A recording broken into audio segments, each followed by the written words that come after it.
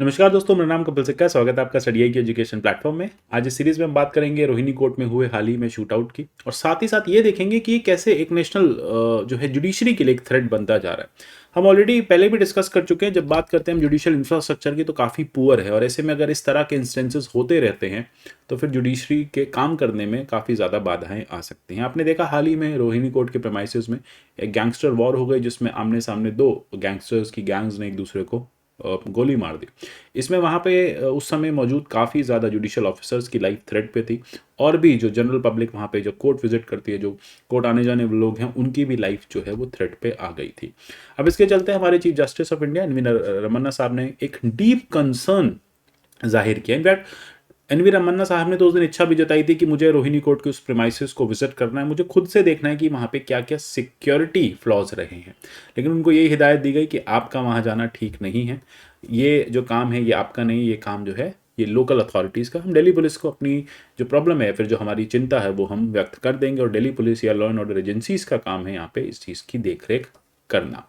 अब यहाँ पे उन्होंने कहा कि ठीक है, पुलिस और बार को बुलाओ, और एक तरह से एक माहौल जो है खराब हुआ है कोर्ट्स को लेके, उसको ठीक करो। अब इसी इंसिडेंट के बाद दिल्ली हाईकोर्ट ने एक प्ली को यहाँ पे एडमिट किया है। दिल्ली हाईकोर्ट ने यह कहा है कि हम देखेंगे क्या क्या सिक्योरिटी मेजर्स लिए जा सकते हैं दिल्ली हाईकोर्ट में और बाकी रिस्पेक्टिव डिस्ट्रिक्ट कोर्ट्स में। इसके साथ एक प्ली जो है सुप्रीम कोर्ट में भी फाइल कर दी गई कि CCTV cameras, security beef up, और सबसे इंपॉर्टेंट बात है virtual presence of under trials in lower courts.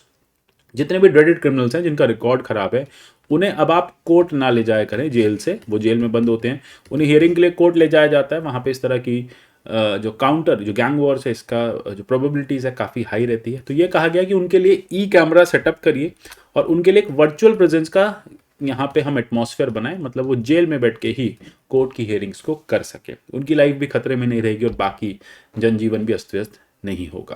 अब इसमें एक एडवोकेट है विशाल तिवारी, उन्होंने सिमिलर इंसिडेंट्स कहा, बोले ये तो दिल्ली में हुआ है इसलिए लाइमलाइट में आ गया है, नहीं तो ऐसे केसेस बिजनौर, बरवानी, अमृतसर, हिसार जैसे आसपास के छोटे छोटे एरियाज में, सिटीज़ में आम होते रहते हैं ये मुठभेड़, इस तरह की गैंग वॉर्स, इस तरह की जो शूट आउट्स हैं बहुत आम हैं आसपास के कोर्ट में। पहली बार ये दिल्ली के एक विसिनिटी के रोहिणी कोर्ट में हुआ है, इसलिए इसकी चर्चा काफ़ी ज़्यादा है। इसी के साथ साथ आपको याद होगा कुछ समय पहले झारखंड के धनबाद के एक जज की डेथ हो गई थी ना, किलिंग्स थी वो, डेथ क्या थी, मर्डर था एक तरह से। अब यहाँ पे भी उस समय भी चीफ जस्टिस ऑफ इंडिया ने एक चिंता व्यक्त की और भारत सरकार से पूछा कि भैया जुडिशरी की प्रोटेक्शन, भाई जुडिशरी सबके फंडामेंटल राइट्स को प्रोटेक्ट करती है, जुडिशरी कॉन्स्टिट्यूशन की प्रोटेक्टर है, हमारी प्रोटेक्शन कौन करेगा। इस तरह से पहले भी केसेस होते रहे, जस्टिस लोया की डेथ, बाकी जजेस की भी कई बार हमने इस तरह की डेथ देखी है। अब यहाँ पे बार बार एक सवाल उठता है कि जुडिशरी को प्रोटेक्ट कौन करेगा। जुडिशरी तो आप सबके राइट्स को प्रोटेक्ट करती है।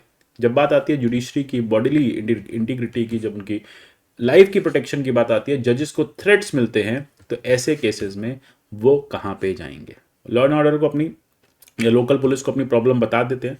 लोकल पुलिस कई बार कह देते हैं कि हाँ हम छानबीन कर रहे हैं, हम कोशिश कर रहे हैं। आपने धनबाद के केस में भी देखा, झारखंड में ये हुआ, पुलिस ने यही कहा कि हम जो है यहाँ पे सबूत इकट्ठा करने की कोशिश करें, और आज ऑलमोस्ट 2 मंथ होने को आ गए हैं, अभी तक सीबीआई को भी और या फिर लोकल पुलिस एजेंसीज को भी कोई भी प्रूफ नहीं मिला किसी के भी इन्वॉल्व होने का। अब यहाँ पे बात आती है कि फिर जुडिशरी के लिए क्या होना चाहिए। क्या एक separate security services judicial bodies के लिए, जजेस के लिए स्टैब्लिश की जानी चाहिए? तो इस वीडियो में इसी के बारे में चर्चा करेंगे। अगर आप राजस्थान जुडिशरी कोर्सेज की प्रिपरेशन कर रहे हैं तो इनके कोर्सेज या फिर अन्य जुडिशियल एग्जाम के कोर्सेज आप हमारे यहाँ से परचेज कर सकते हैं। इसके अलावा बाकी जुडिशियल एग्जाम्स की प्रिपरेशन भी आप हमारे साथ कर सकते हैं। आप मेरे से जुड़ सकते हैं टेलीग्राम पे, यहाँ पे आपको पीडीएफ मिल जाएंगे, और आप मुझे @कपिल सिक्का ट्विटर हैंडल पे भी फॉलो कर सकते हैं।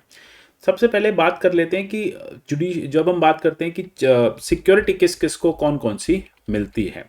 अभी एट प्रेजेंट देखिए, जो सिक्योरिटी है वो बहुत ज़्यादा, जो आप कहेंगे, या फिर बहुत प्रॉपरली जो इनबिल्ट सिक्योर सिस्टम है वो सिर्फ सुप्रीम कोर्ट में देखा गया है। चीफ जस्टिस ऑफ इंडिया की बात करें, क्योंकि एक हाईली कोविटेड पोस्ट है, कॉन्स्टिट्यूशनल पोस्ट है, तो यहाँ पे उनको जनरली जेड या Z+ सिक्योरिटी कवर मिल जाता है थ्रेट के अकॉर्डिंग। ठीक है, अब जो भी थ्रेट असेस किया जाता है लोकल पुलिस द्वारा, और इसके अकॉर्डिंग होम मिनिस्ट्री जो है वो उनको सिक्योरिटी कवर दे देती है। वो अपने सिक्योरिटी ब्लैंकेट को रिव्यू करने का भी रिक्वेस्ट कर सकते हैं, उसको डाउनग्रेड करा सकते हैं, उसको अपग्रेड करा सकते हैं। चीफ जस्टिस ऑफ इंडिया को लगता है वो किसी इंपॉर्टेंट केस की पे बैठे हुए हैं, किसी इंपॉर्टेंट केस को डील कर रहे हैं, या फिर उनकी लाइफ को बाकी थ्रेट है, तो फिर वो Z+ जो कि हाईएस्ट सिक्योरिटी कवर है उसकी डिमांड कर सकते हैं। बाकी सुप्रीम कोर्ट के जजेस के लिए यूजुअली आपने देखा वाई कैटेगरी का ही सिक्योरिटी ब्लैंकेट रहता है, लेकिन हाँ अगर वो भी किसी इंपॉर्टेंट बेंच पे बैठे हुए हैं तो Z+ सिक्योरिटी की डिमांड वो कर सकते हैं। जब वो दिल्ली के ल्यूटेन जोन्स में रह रहे होते हैं तो उनको यूजुअली जो भी मिनिमम सिक्योरिटी होती है वो उनको दी जाती है, क्योंकि ऑलरेडी ये एरिया माना जाता है कि सिक्योर है। जब वो बाहर ट्रैवल करते हैं तो उनकी सिक्योरिटी बीफ अप कर दी जाती है अकॉर्डिंग टू द सर्कमस्टेंसेज वो कहाँ पे विजिट कर रहे हैं। हाई कोर्ट्स की हम बात करें, जुडिशियल ऑर्गेनाइजेशन के हेड हैं स्टेट जुडिशरी के, तो यहाँ पे चीफ जस्टिस ऑफ स्टेट जो हैं उनको लगभग CM के स्तर पे ही सिक्योरिटी दी जाती है। उनकी सिक्योरिटी Y से Z+ तक वेरी करती है डिपेंडिंग उनको कैसी ज़रूरत है। हर स्टेट की अपनी सिक्योरिटी अरेंजमेंट होता है अपनी डिग्निटरीज के लिए। तो यूजुअली कहा जाता है कि जो chief justice of high court हैं उनको इक्विवेलेंट दिया जाता है CM वाली सिक्योरिटी। इसके बाद हम बात करें जजेस की, तो जजेस के साथ यही होता है कि उनको स्टेट कैबिनेट मिनिस्टर की इक्विवेलेंट सिक्योरिटी दी जाती है। अब बात आती है लोअर जुडिशरी की। लोअर जुडिशरी के केस में देखो बहुत ज़्यादा सिक्योरिटी नहीं होती, यूजुअली 2 से 4 आर्म गार्ड्स होते हैं, सिक्योरिटी कवर होते हैं, तो वो भी उनके पास जो फिर चीफ जुडिशियल मजिस्ट्रेट्स होते हैं। जो डिस्ट्रिक्ट पे लोअर लेवल के ट्रायल कोर्ट के जजेस होते हैं उनके पास तो यूजुअली एक ही गार्ड होता है, और वो भी यूजुअली आपने देखा स्टेट सर्विसेज के होम गार्ड में से आता है। ना कोई बहुत ज़्यादा स्किल्स होती है, ना गन होती है, वो मतलब होती भी गन है तो वो पुरानी राइफल होती है, काम करे करे नहीं करे नहीं करे, तो एक आर्म गार्ड होता है। अब वो भी time skill to skill vary करता है, प्रोफिशिएंसी होती है नहीं होती है कि बड़ी प्रॉब्लम हो जाती है। अब यूजुअली उनका जो सिक्योरिटी कवर है वो 24/7 रहता तो है, नाम का सिक्योरिटी कवर होता है, लेकिन हाँ कोई बहुत ही ड्रेडेड अटैक हो जाए उनके ऊपर तो फिर शायद वो उसको रिटेलिएट या रिस्पॉन्ड ना कर पाए। तभी कहा हमारे chief justice of India Ramana साहब ने कि हमें एक नेशनल लेवल सिक्योरिटी फोर्स की जरूरत है। सुप्रीम कोर्ट ने सेंटर को एक लेटर लिखा और बोला, जुलाई की बात है, कि आप एक नेशनल लेवल सिक्योरिटी फोर्स बनाइए और ये नेशनल जुडिशियल सिक्योरिटी फोर्स के नाम से जानी चाहिए। जैसे कि आपने देखा रेलवे की अपनी रेलवे प्रोटेक्शन फोर्स है, इंडस्ट्रियल स्टैब्लिशमेंट्स की अपनी CISF है, देन उसके बाद आपके पास एक रिजर्व पुलिस फोर्स है, आपके पास पैरामिलिट्री फोर्सेस बहुत सारी हैं, आपके पास एक जुडिशियल सिक्योरिटी फोर्स क्यों नहीं है। सुओ मोटो केस लिया और धनबाद में जब ये किलिंग हुई तो उसके बाद सेंटर ने सुप्रीम कोर्ट को रिप्लाई किया, इस लेटर का रिप्लाई करके ये कहा कि ना तो एडवाइजेबल है ना फीजिबल है एक नेशनल लेवल सिक्योरिटी फोर्स बनाना। मतलब ना तो हम एडवाइस करते हैं, क्योंकि आप देखेंगे जब बात होती है हाई कोर्ट्स की तो स्टेट का मैटर आ जाता है लॉ एंड ऑर्डर का, तो हम वो नहीं बना सकते। जब बात करते हैं आप लोअर कोर्ट्स की, वहाँ पे भी स्टेट का मैटर होता है, तो वो भी हम इंटरफेयर नहीं कर सकते। हाँ सिक्योरिटी सुप्रीम कोर्ट की बात करें तो हम कोशिश पूरी करते हैं, क्योंकि सुप्रीम कोर्ट दिल्ली में स्टैब्लिश है, तो दिल्ली पुलिस की हेल्प से और बाकी CISF की हेल्प से हम सुप्रीम कोर्ट की पूरी देखरेख करते हैं।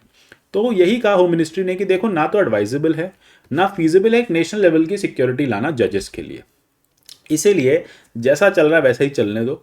कोशिश बस यही करेंगे कि होम मिनिस्ट्री स्टेट पुलिस को या स्टेट चीफ मिनिस्टर्स को एक लेटर लिख के बताएगी कि आप बीफ अप करिए सिक्योरिटी अपने जजेस की और उनकी प्रोटेक्शन को, उनकी लाइफ के थ्रेट्स को न्यूट्रलाइज कीजिए, प्रोटेक्शन को इंश्योर कीजिए। अब यहाँ पे बार बार देखिए चर्चा उठती रहेगी कि क्या सिक्योरिटी होनी चाहिए नहीं होनी चाहिए। आप मुझे कमेंट सेक्शन में बताइए क्या जजेस के लिए अब एक स्पेसिफिक टास्क फोर्स या स्पेसिफिक सिक्योरिटी फोर्स बनानी चाहिए नहीं बनानी चाहिए। चलिए बात कर रहे हैं सिक्योरिटी की, अब हमने Y+Z+ की बात की तो थोड़ा सा देख लेते हैं Y+Z+ होता क्या है। देखो इंडिया में पुलिस और लोकल गवर्नमेंट जो है वो सिक्योरिटी डिग्निटरीज को प्रोवाइड करती है। अब ये क्यों प्रोवाइड की जाती है? इंटेलिजेंस की रिपोर्ट पे इंटेलिजेंस एजेंसी बता देते हैं कि वो पर्सन काफ़ी इंपॉर्टेंट है, कॉन्स्टिट्यूशनल पोस्ट होल्ड करता है, किसी इंपॉर्टेंट पोस्ट पे है, उसकी जान को खतरा है, तो उसको सिक्योरिटी होना ज़रूरी है। अब यहाँ पे CRPF है और CISF है, ये 2 ऐसी बॉडीज़ हैं जिनका काम रहता है VIP सिक्योरिटीज़ को टास्क अप करना। अब इसमें 6 तरह के कवर प्रोवाइड किए जाते हैं, X, Y, Y+, Z+, and SPG आपको याद होगा इंदिरा गांधी की डेथ के बाद स्पेसिफिकली बनाई गई थी। अब यहाँ पे SPG की बात करें तो लगभग 600 करोड़ का एनुअल बजट होता है और सिर्फ प्राइम मिनिस्टर के लिए ही ये काम करती है। स्पेशल प्रोटेक्शन ग्रुप है, प्राइम मिनिस्टर की सिक्योरिटी असेसमेंट, सिक्योरिटी कवर देना, उनकी सिक्योरिटी का ध्यान रखना, ये सब SPG का काम रहता है। SPG इंदिरा गांधी के असैसिनेशन के बाद लाई गई थी, क्योंकि इंदिरा गांधी के टाइम पे इस तरह की कोई स्किल्ड फोर्स नहीं थी और देखा हमने किस तरह से उनका असैसिनेशन हुआ। जबकि आप बाकी मिनिस्टर्स की बात करें तो उनको सेंट्रल सिक्योरिटी कवर मिलता है डिपेंडिंग अपॉन कि वो कौन सी मिनिस्ट्री में बैठे हैं। अब होम मिनिस्ट्री है, सबसे इंपॉर्टेंट मिनिस्ट्री है, डिफेंस मिनिस्ट्री इंपॉर्टेंट है। तो डिपेंडिंग अपॉन कि वो कौन सी मिनिस्ट्री में बैठे हैं, डिपेंडिंग अपॉन कि किस टास्क पे हैं, उनकी सिक्योरिटी जो है वो time to time home ministry upgrade downgrade करती रहती है। जैसे इंटेलिजेंस की रिपोर्ट आए वैसा काम उनके साथ होता रहता है। अब हाल ही में आपने देखा कि पहली बार एक प्राइवेट सिटीजन को बॉलीवुड एक्टर, मतलब प्राइवेट तो पहले भी मिला हुआ है, मुकेश अंबानी के पास भी है। अब यहाँ पे बॉलीवुड एक्टर हैं, इनको सीआरपीएफ कमांडोज की जो है गार्ड ऐसा सिक्योरिटी मिली, ये होम मिनिस्ट्री के कहने पे मिली।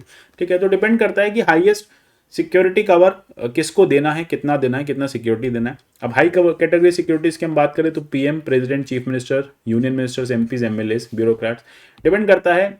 एक्स अब आप देखेंगे एक्स डीजीपीज, कोई छत्तीसगढ़ का डीजीपी है, माओइस्ट एरिया का डीजीपी है, जब वो रिटायर होता है तो रिटायरमेंट के बाद भी उसको कुछ सिक्योरिटी कवर मिलता है। तो वो डिपेंड करता है स्टेट टू स्टेट। अब हम बात करें बाकी सिक्योरिटी कवर का, एक्स कैटेगरी यूजुअली सबसे हल्की कैटेगरी मानी जाती है। 2 personal security officer round the clock आपके साथ रहते हैं, मतलब 6 सिक्योरिटी ऑफिसर 8-8 घंटे की शिफ्ट में काम करते हैं। वाई कैटेगरी में 2 पीएसओज होते हैं, पर्सनल सिक्योरिटी ऑफिसर होते हैं, एक आर्म्ड गार्ड होता है राउंड द क्लॉक ड्यूटी के लिए। उसके बाद आप देखेंगे जेड कैटेगरी के लिए सेकंड लेवल सिक्योरिटी होती है, 22 पर्सोनल होते हैं जेड कैटेगरी में, जिसमें 4 या 5 एनएसजी कमांडोज होते हैं प्लस पुलिस पर्सनल होते हैं। ये दिल्ली पुलिस, आईटीबीपी, सीआरपीएफ जो है एक एस्कॉर्ट कार के साथ मिलकर काम करती है। इसके बाद हम देखेंगे हाईएस्ट जो है देश में वो है जेड प्लस कुछ ही लोगों को दी जाती है, हाईएस्ट कैटेगरी है। लगभग 55 पर्सोनल इसमें रहते हैं, 10 एनएसजी कमांडोज होते हैं, फिर पुलिस पर्सनल्स होते हैं। और जितने भी कमांडोज होते हैं ना, ये मार्शल आर्ट्स में और अनआर्म्ड कॉम्बैट में एक्सपर्ट होते हैं। ये यूजुअली आप देखेंगे एनएसजी कमांडोज द्वारा सोफिस्टिकेटेड गन्स वगैरह सब वो चलाना जानते हैं, मॉडर्न कम्युनिकेशन गैजेट्स उनको आते हैं, और एक 10 से 17 वीआईपीज को ही देश में दी जाती है। ऑब्वियसली बात है, एनएसजी के साथ आप देखेंगे जेड प्लस में हमारे पीएम साहब, बीजेपी प्रेसिडेंट अमित शाह, दिन यूपी सीएम, बाकी कुछ अदर्स के पास ये है जेड प्लस सिक्योरिटी। अभी आपने हाल ही में देखा, पुराने कुछ एक राहुल गांधी की बात करें, बाकी लोग की बात करें, तो उनसे स्ट्राइप ऑफ कर दी गई थी। अब यहाँ पे ये जो कैटेगरी है ये हाईली स्पेशलाइज्ड इन नेचर होती है, तो याद रखिएगा वीआईपी और वीवीआईपीज को ही ये जो सिक्योरिटी है ये मिलती है जेड प्लस में जो कमांडोज होते हैं वो एनएसजी और सीआईएसएफ से लाए जाते हैं, प्रॉपर ट्रेनिंग के थ्रू ही इनको इनकॉर्पोरेट किया जाता है। अब जब ये बाहर ट्रैवल कर रहे होते हैं, जब तक ये अपने जोन में होते हैं तो इनके पास पूरी सिक्योरिटी कवर रहती है। जब ये बाहर ट्रैवल कर रहे होते हैं तो बाहर से एडिशनल फोर्सेज भी, जिस स्टेट में ट्रैवल कर रहे होते हैं तो वहाँ की लोकल पुलिस के साथ फोर्सेज भी यहाँ पे ऐड कर दी जाती हैं। ब्यौरा किसी को नहीं मिलता कि कितने सिक्योरिटी कवर इस समय है। इतना ही जानना था मैं इस टॉपिक के बारे में। मिलते हैं अगले ऐसे किसी सेशन में, तब तक के लिए good bye, take care and God bless you all.